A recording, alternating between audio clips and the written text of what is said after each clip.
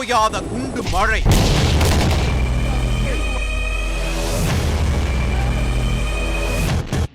சிதறிக் கிடக்கும் பிணக்குவியல்கள். உக்கிரமடையும் Israel Gaza போர்.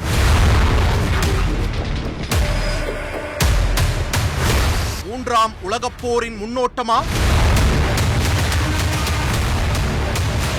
போர்க்களத்தில் உங்கள் தந்தி டிவி நேரலையில். Prime Minister Barak, thank you very much for talking to Thanthi TV. You're a legend in the security history of Israel. Where do you see this current war against Hamas heading to?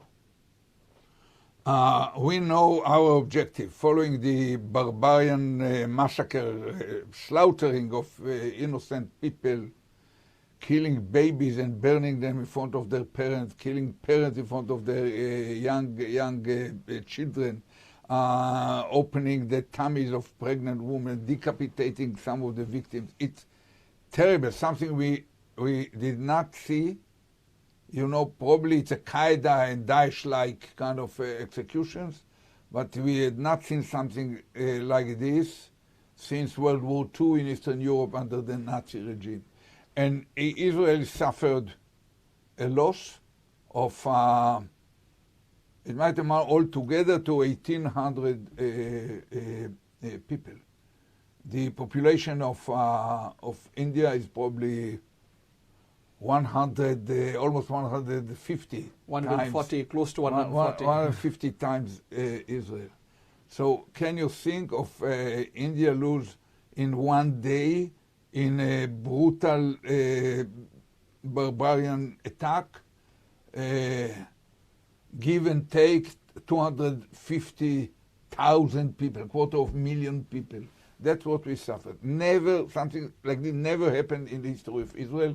It's a major shock because it touches the very primary commitment of a government to its citizens. How did Israel protect not see their lives.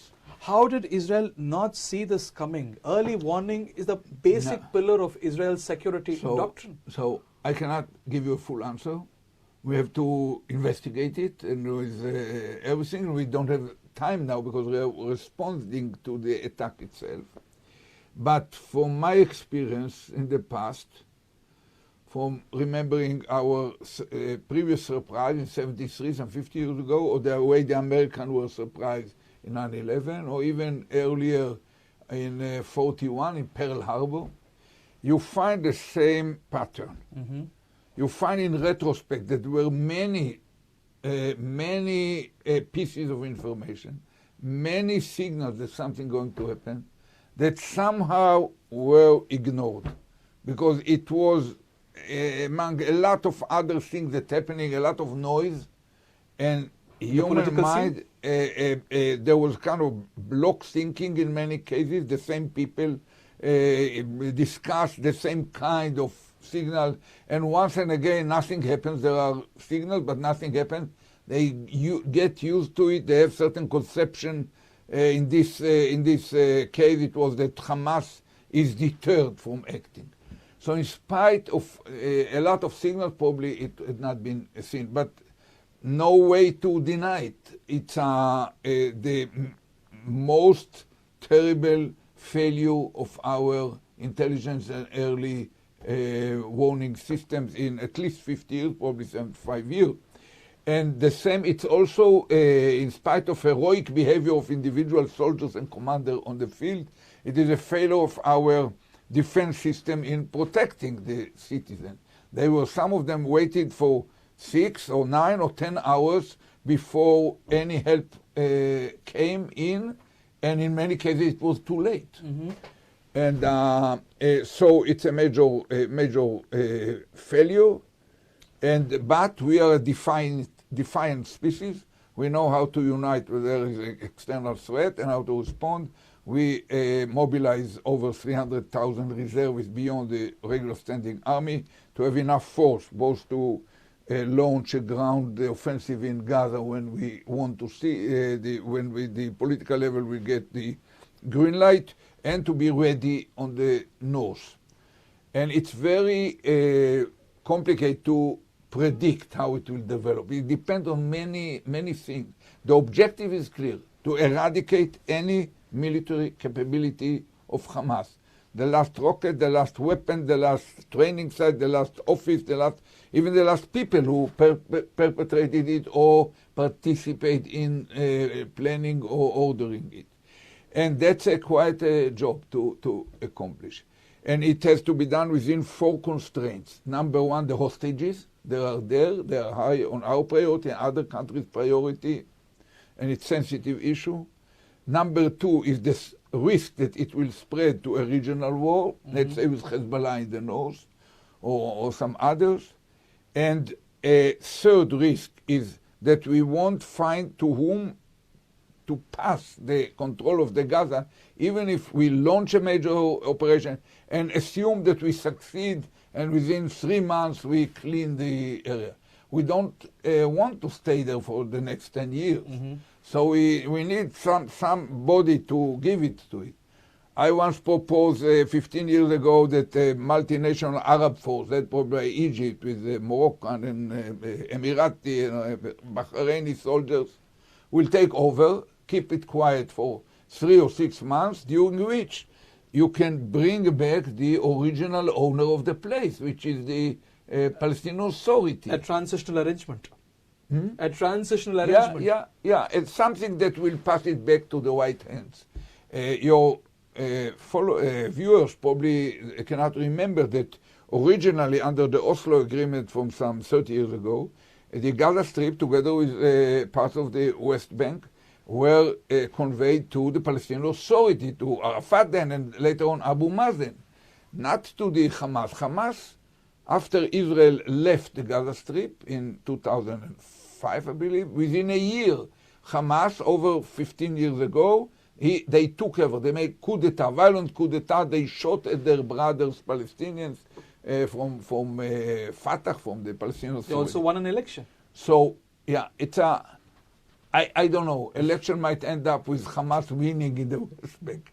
I prefer not to say. You cannot negotiate with anything. This is a totally, I know it's like Lakshmi Taiba or the worst of these terror organizations. And the last constraint is the international law. We committed ourselves to the international law. We do not want to go to the same level as the terror organizations.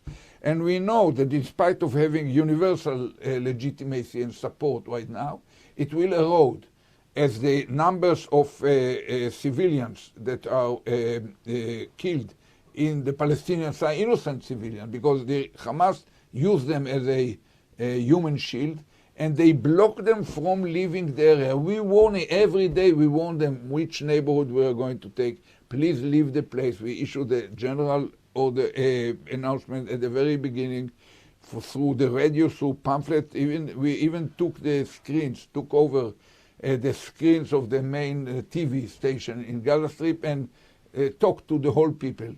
Please, any one of you knows if he dwells or works in a place where Hamas has activities. You know, even if it's a multi-store, you know if there are Hamas people there. So any one of you who knows that in the building where he works or dwells, there are Hamas activities, please leave the place, because we are going to validate the target and hit it. And in some 4 days ago, we announced that we are going to attack Gaza. We asked them to move to the other side of the dry Gaza River. So 500,000 moved. Another 500,000 did not move. Probably the Hamas is blocking them. And, you know, we were happy if it could the Hamas could be defeated just by giving interviews on TV, or even by just using our Air Force. But that's not the case. You have to come with massive ground forces to How do you think your current Israeli government is handling this war? Are you satisfied about the leadership? You know, I think that during the formative event in October 7, the government, not just the military and the intelligence kind of organization, but even the government itself and Netanyahu, they lost the trust of the people. You hold Netanyahu accountable Yeah. for this security He's situation? the head of the whole thing, and his strategies that called for strengthening the Hamas and weakening the Palestinian Authority, and instead of doing the opposite, namely weakening, strengthening the Palestinian Authority, which is short of perfect, but they much more normal, moderate. Do you believe a not stronger Palestinian authority is in Israel's interest?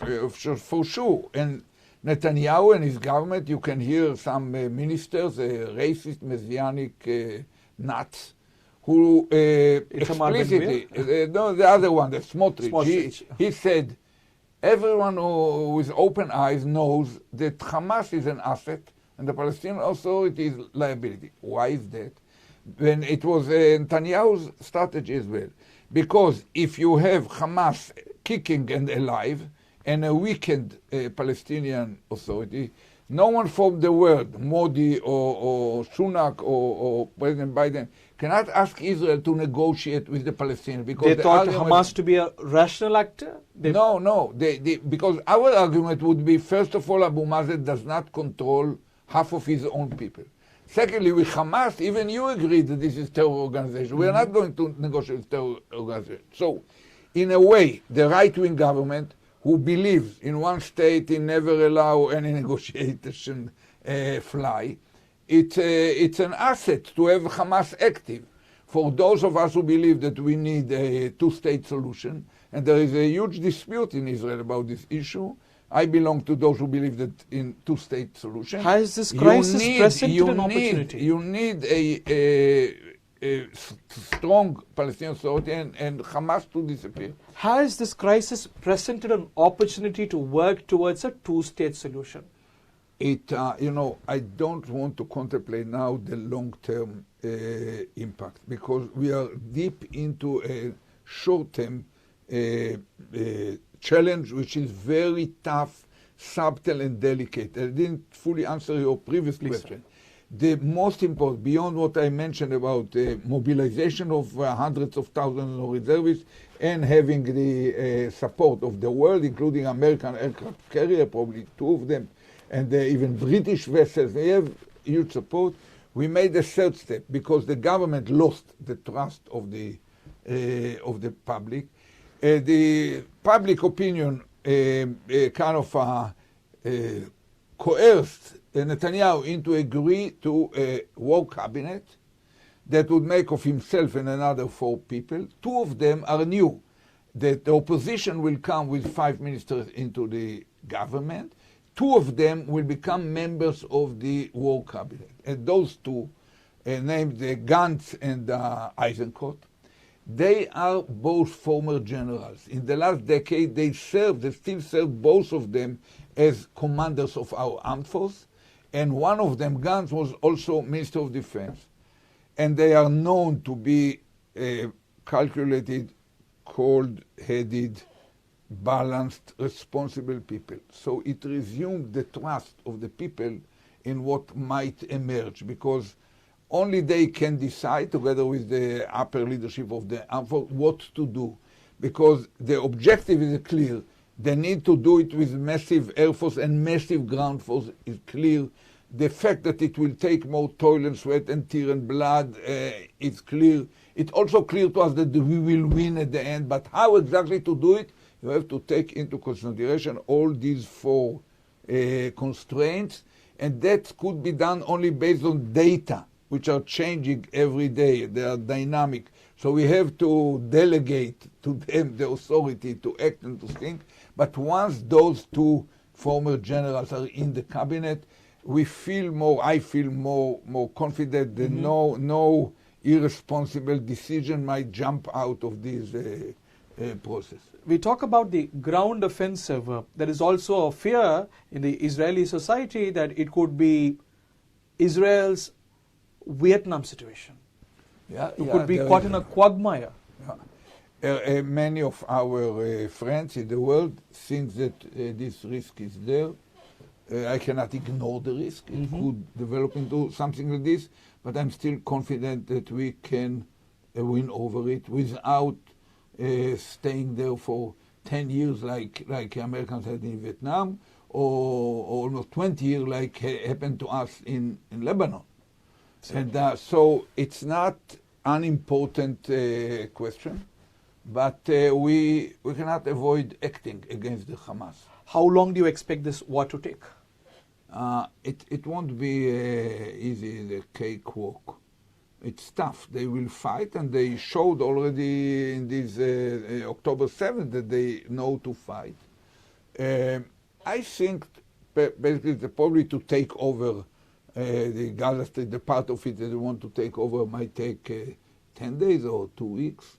But to clean it from any presence of any infrastructure or manpower of Hamas might take several months.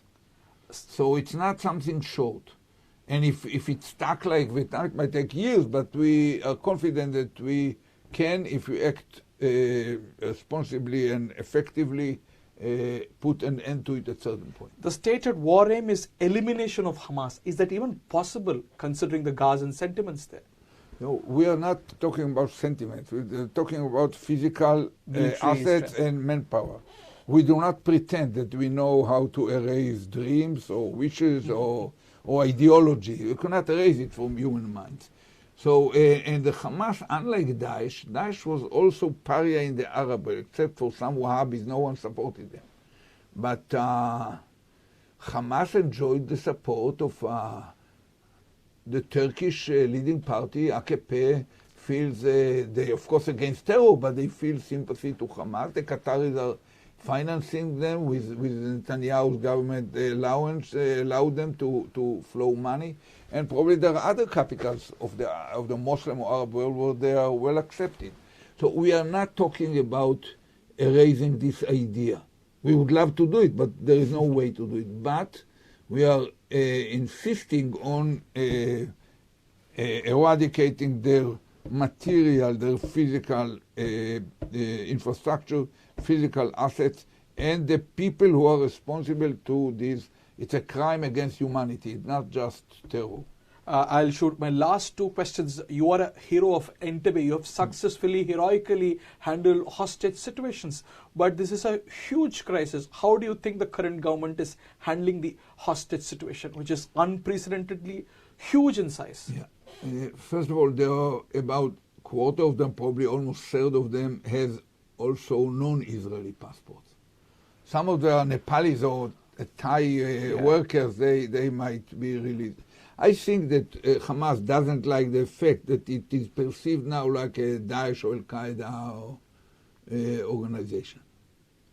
So probably, I cannot promise it, I don't know enough, but I assume that countries who have citizens there, like the United States or UK or Germany or others, who has certain experience in negotiating with organizations like Hamas or with Hamas itself, together with the Qataris on one, the Egyptians, probably the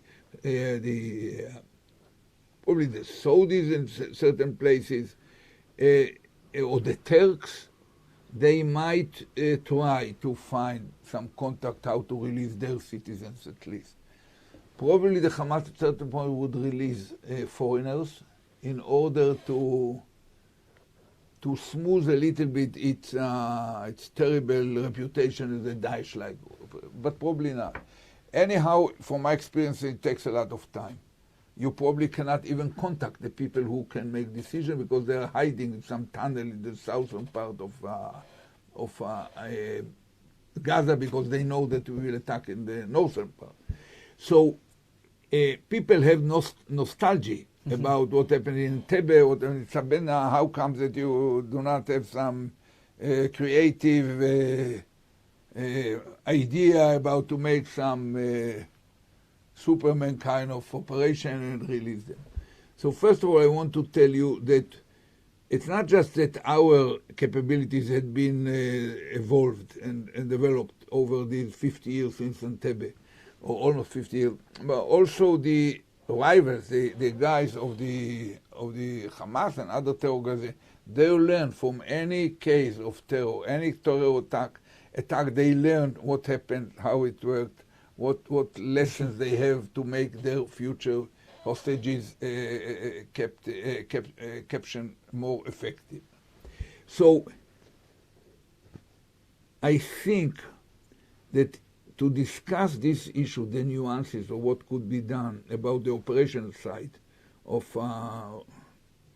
possible releasing of hostages, it's irresponsible to discuss it in public. Absolutely. It's better to leave it to those who are now responsible for special forces in different countries and to the intelligence services and so on, because you need a lot of intelligence. I think that it's irresponsible to discuss it in front of TV cameras. Absolutely. I respect that. You still expect the Saudi peace deal to continue? I think that this idea of trilateral deal of the United States, Saudi Arabia and Israel that was very alive 2 weeks ago has to be delayed now. For the foreseeable future, it will take time.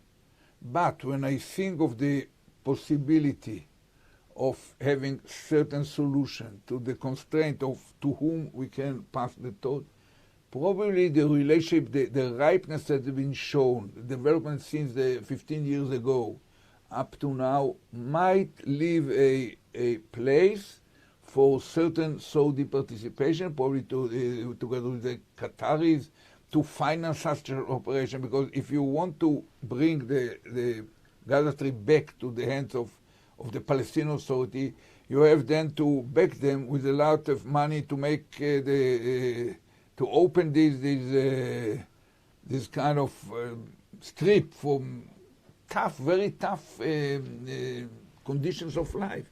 They don't have high quality water, they don't have energy, they don't have,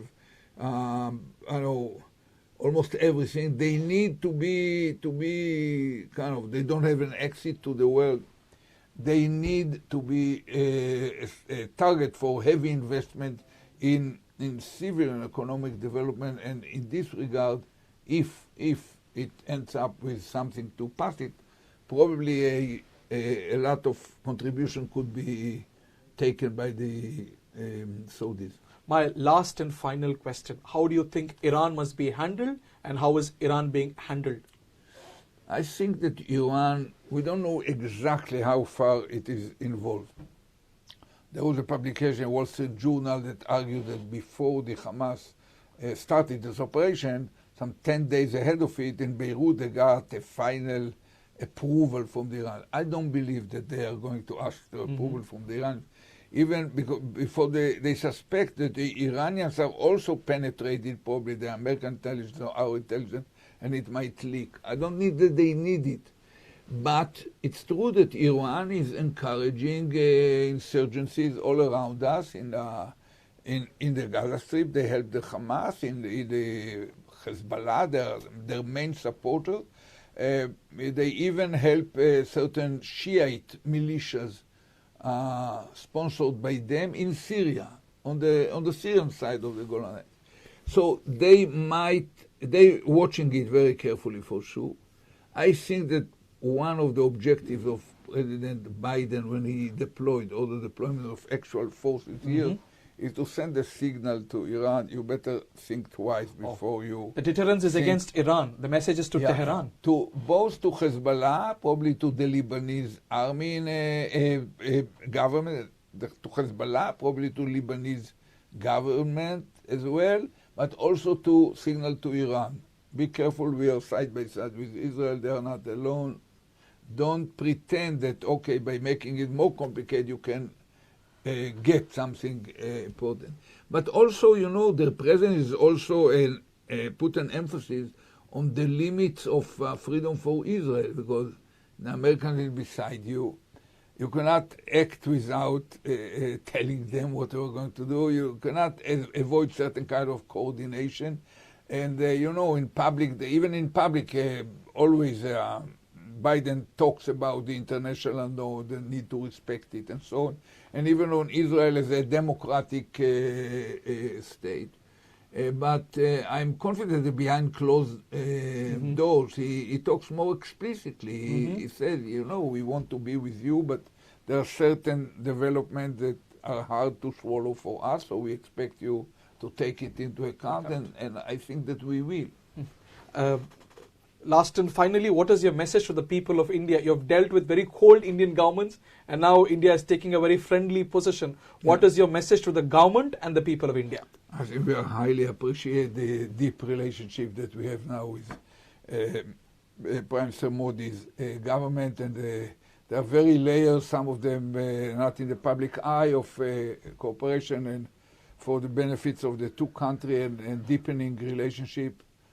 For sure, I use always to say that we Israelis and the Indians, we share a very long history, they get millennia backward, and a very rich civilization.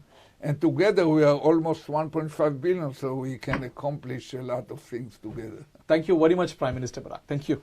Thank you. ஓயாத குண்டு மழை,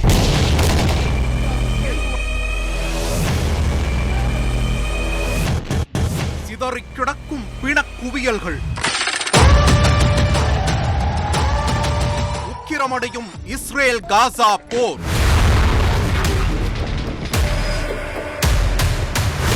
மூன்றாம் உலகப் போரின் முன்னோட்டமா?